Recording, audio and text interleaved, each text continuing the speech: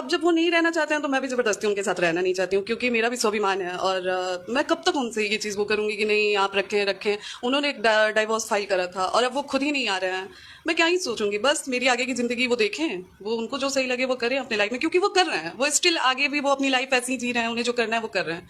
फर्क मुझे पड़ रहा है क्योंकि मैं उनकी तरह हीरोइन नहीं हूँ। ज्योति सिंह के इस वीडियो के देखने के बाद से बहुत लोग पवन सिंह को भी बहुत भला बुरा बोल रहे हैं। मैं उन लोगों से एक बात बोलना चाहता हूं कि देखिए, पावर स्टार पवन सिंह जिस काम में है, अभी ये स्टार हैं भोजपुरी के। जब ज्योति सिंह से शादी नहीं हुआ था तब भी पवन सिंह भोजपुरी के एक बहुत बड़े स्टार थे।